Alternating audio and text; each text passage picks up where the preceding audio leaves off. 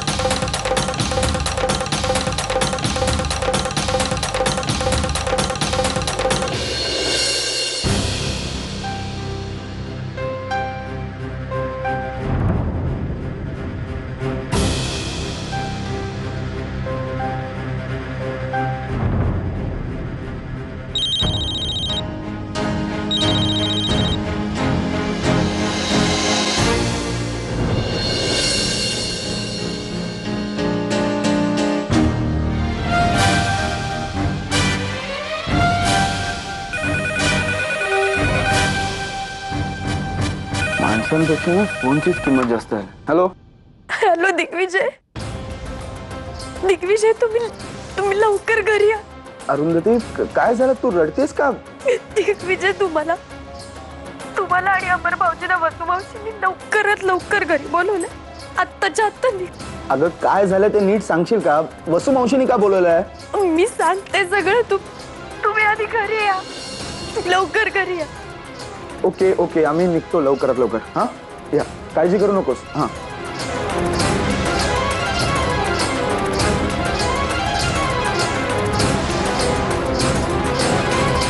Hello अमर.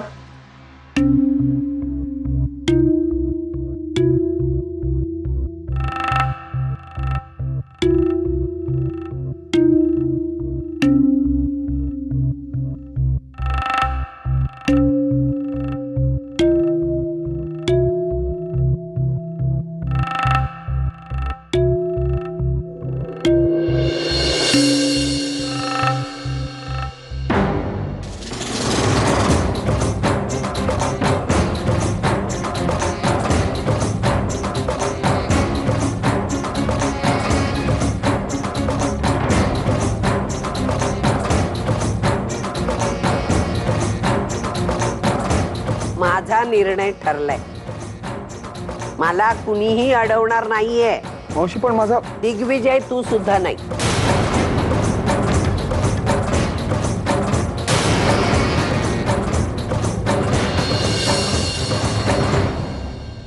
मी जे करते त्याचा मला खूप खेद आहे,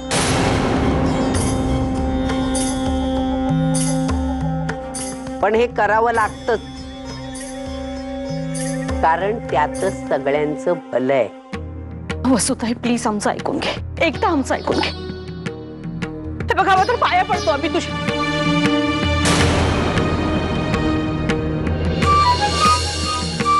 नाण्याची एक बाजू ऐकून तडकाफडकी निर्णय घेऊ नकोस ग. मला समजून घे ना. काय समजून घ्यायचं? चांगलं समजलंय मला.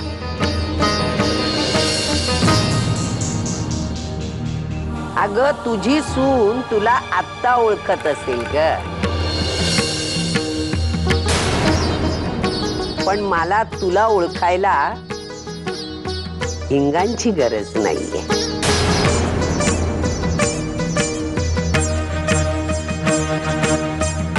कारण तुला तुझी ओळख आम्ही दिलीये.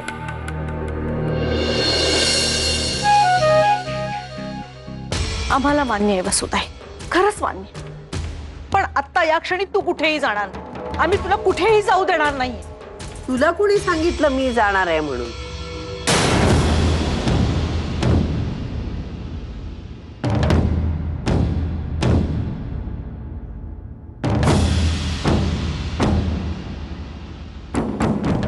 मी नाही, तू जाणार आहेस.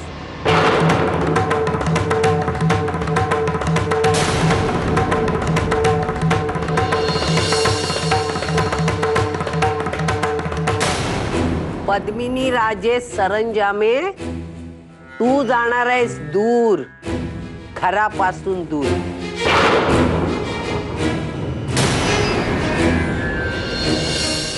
शहरात राहून शहरातली धूळ चढलीये तुझ्या अंगावर, नकली फुटी धूळ.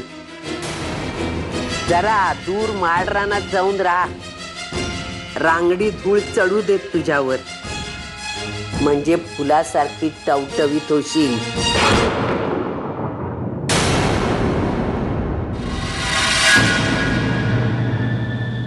नाहीतर शहरातल्या त्या नकली धुळीचा लेप चढेल तुझ्या अंगावर, त्याचा डोंगर होईल आणि त्या डोंगराखाली तुझीच माणसं तुझ्या सकट चिरडून मरतील.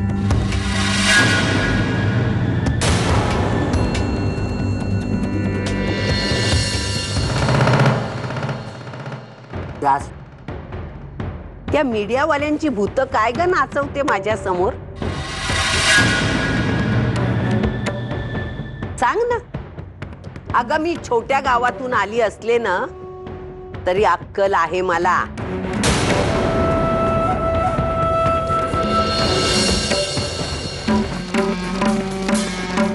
बिझनेस उभारला तेव्हा फसवणारी माणसं असताना त्यांच्यातून वाट काढत पुढे गेली अशी बाई आहे मी.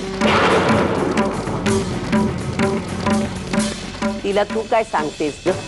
मीडियावाल्यांचे नखरे. अगं निळ्या शाईनं कागदावर खरडणारे हे पत्रकार, त्यांच्यावर तू विश्वास ठेवते आणि आपल्या मुलीवर? इतकी मूर्ख नाहीये ग मी.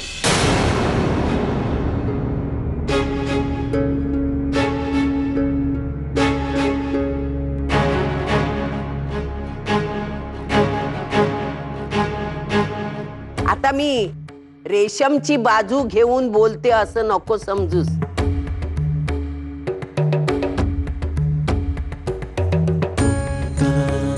ती माझी सून होणार म्हणून बोलत नाही.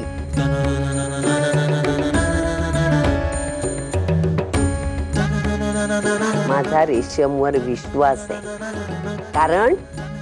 कारण ती सरंजामे आहे.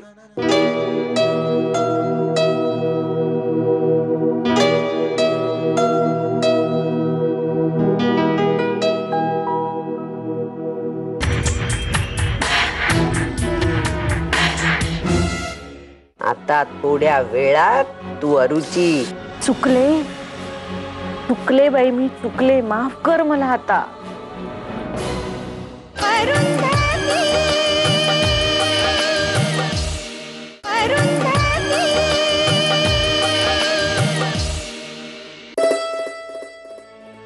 सुताई, तू खरंच आमच्यावर रागावली नाहीयेस ना? आम्ही या सगळ्या गोष्टी तुझ्यापासून लपवून ठेवल्या म्हणून? मलाही काळीज आहे पण, आणि लग्नाच्या मुलीच्या आईची धडपड पाहिली आहे मी.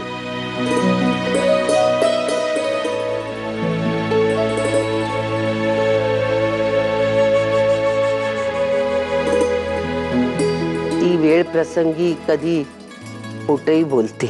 त्यात तिला कुणाला दुसऱ्यांना फसवायचं नसतं.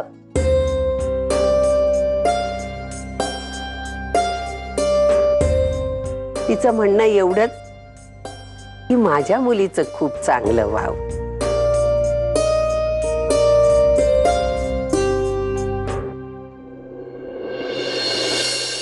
तुला सांगते, मला धड जेवण बनवायलाही येत नव्हतं. आणि रावसाहेब म्हणजे माझे हे, जेव्हा मला बघायला घरी आले तेव्हा माझ्या आईने पंचपक्वान्नांचं ताट त्यांच्या समोर ठेवलं आणि आई म्हणाली, हे आमच्या वसूनी केलंय बरं का.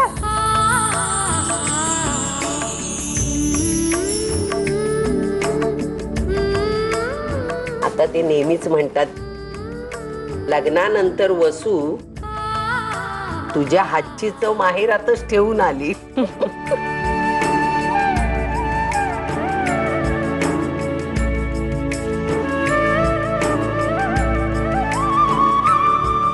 शेखर बाकीच्या भावांसारखा खूप शिकलेला नाही, पण चांगलाय.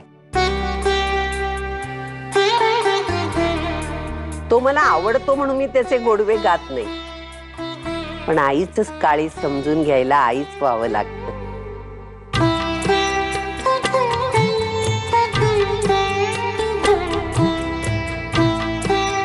सगळ्यात कमजोर मुलाची काळजी आईच घेत असते ना.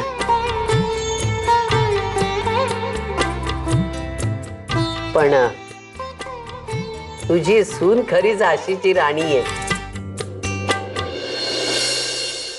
नाही म्हणजे तुझ्यासारखी सासू, तिच्यासारखी चुलत सासू आणि मी समोर असताना देखील खरं बोलली, घाबरली नाही.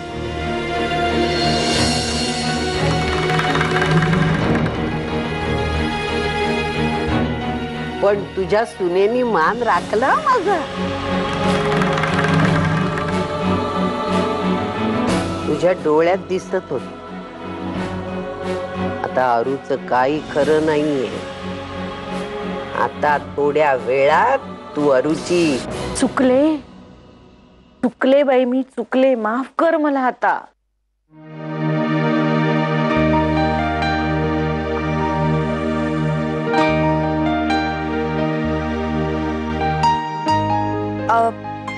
सासूबाई, मी बॅग नेऊन ठेवते तुमची. हो, पण ही बॅग अशीच भरलेली ठेवायची, कारण माझा शेखर येणार. त्यानंतर मी रेशम बरोबर तुलाही घेऊन जाणार आहे कोल्हापुरात कुलदेवीच्या दर्शनाला. येणार ना पदी?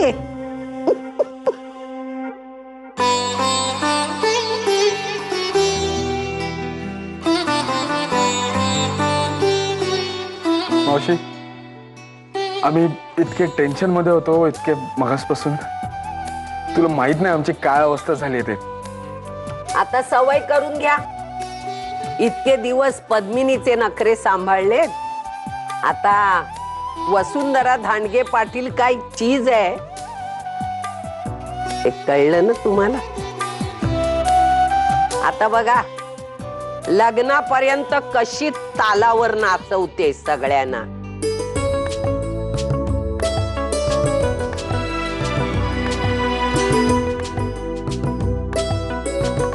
काय वीणबाई, नाचणार की नाही तालावर?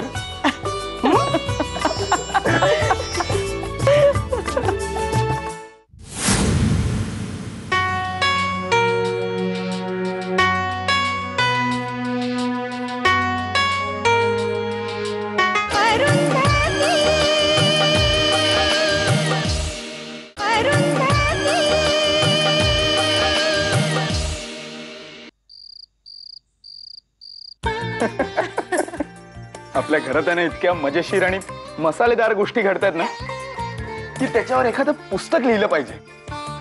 आणि पुस्तकाचं नाव काय ठेवणार? अजब लग्नाची गजब गोष्ट. आणि हे पुस्तक आपण वसू मावशीला देऊया, चादर समर्पित ममाच्या हस्ते. हो दिग्विजय, काय तुम्ही पण. अरे वा, नवरा बायको मध्ये जोक सांगण्याची स्पर्धा सुरू आहे की काय? एक असला की दुसरा हसतोय. हे मला पण घ्या ना तुमच्यामध्ये. नाही, तू लिंबू टिंबू आहेस अजूनही. काय रे, क्या रात्री रूम मध्ये न विचारता येतोयस? काय काम आहे ते सांग आणि लवकर जा. नाही बरोबर ना, वहिनी आता इथे आले ना राहायला, म्हणून एवढा चेंज. नाही बरोबर आहे.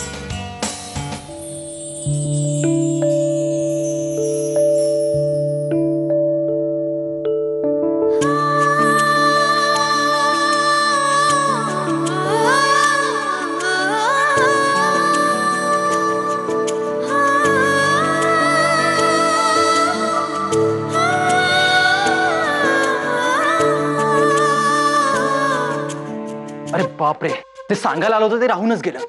आपल्याकडे शेखर येतोय, त्यामुळे त्याचं स्वागत आपण काहीतरी वेगळ्या पद्धतीने करूया ना. माझ्या डोक्यात एक प्लॅन आहे.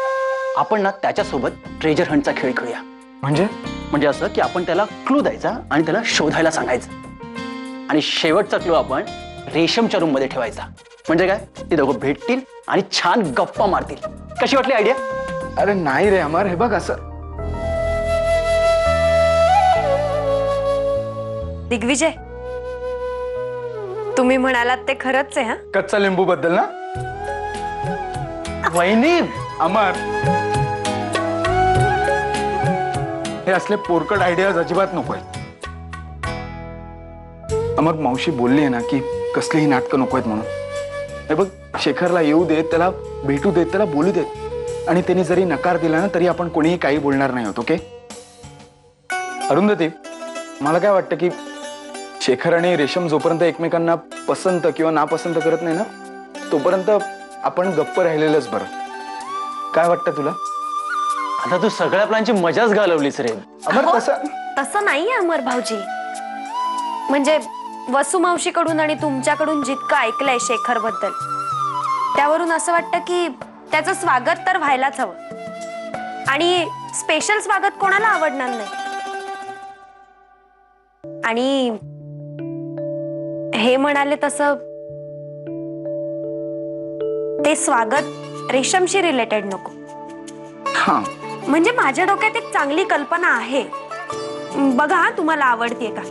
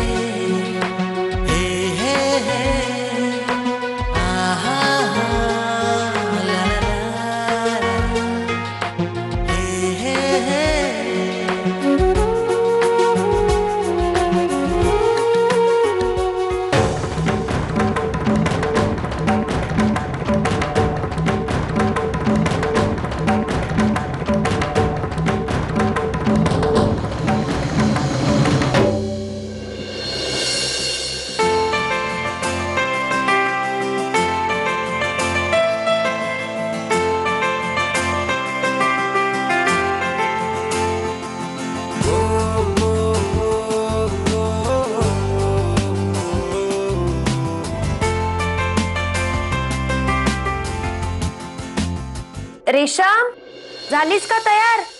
चल चल, सगळे वाट बघतायत तुझी. चल रेशम. हे काय, तू अजून तयार नाही झालीस रेशम? वहिनी, मला नाही जमणार हे बाहुलीसारखं असं नटणं. नाही म्हणजे मॉम आणि आत्तू इन्स्ट्रक्शन्स देऊन गेल्या, आणि सध्या मी ज्या परिस्थितीत आहे त्या परिस्थितीत लोकांचं ऐकणं हे भागच आहे. पण तरी मग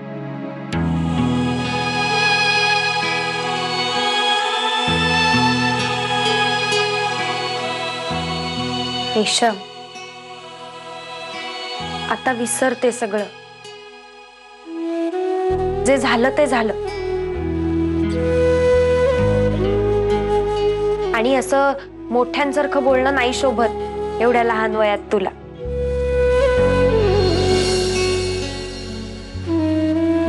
आम्हाला आमची सतत हसणारी, वाईट वाईट जोक सांगणारी पहिल्यासारखी रेशम हवी. चल पटकन तयार हो.